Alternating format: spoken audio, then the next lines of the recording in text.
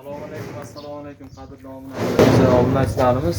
Xo'p, navbatdagi fayzli xonadonga o'zimizda reflonka fason darvozamiz, ustanovka jaralari tugadi.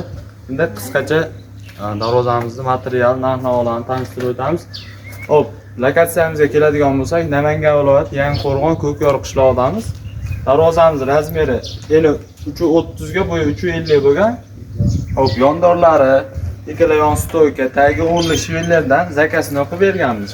İçiga ishlatilgan 6x4 profillarimiz 1.5 stenadan foydalanganmiz.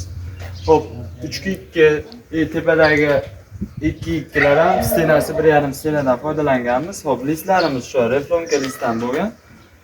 Bezak maqsadida karnizlardan foydalanganmiz. Do'qqichalarga alohida ahamiyat berilgan, chiroyli qilib levis ranglardan ustiga bezak qilib qo'ydik. Xo'p, darvozamiz cho'tki chiqdi. Kraskalari keladigan bo'lsak, G2 mokreydan bo'lgan.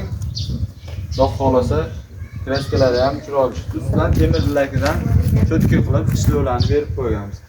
Xo'p, zamovlarimiz Sora zamovdan. Xudo xolasa, cho'tki ochilib yopilishlari ham ideal holatda chiqqan. Darvozamiz egalariga xolasa yoqdi. Kimga shunaqa sifatli, tezkor, ishonchli xizmatlar kerak bo'ladigan bo'lsa, pastda telefon raqamlari bor, bemalol aloqaga chiqsalar bo'laveradi. Xudo xolasa, Liboy temir ishini O'zbekiston bo'ylab bitiramiz. Dostavka, ustanovka ishlari mutlaqo bepul O'zbekiston bo'ylab. Bundan tashqari darvozaning vibrlari ko'p. Zakazga qarab, hatto o'zingiz tashlab bergan rasmni ham birga bir qilib darvozangizni chiqarib beramiz. Darvozaning o'sha ko'rinishini ko'rib, bitta baho berib qo'yasizlar. Albatta bittadan like bosib, kommentariyada fikr qoldirish esdan chiqmasin.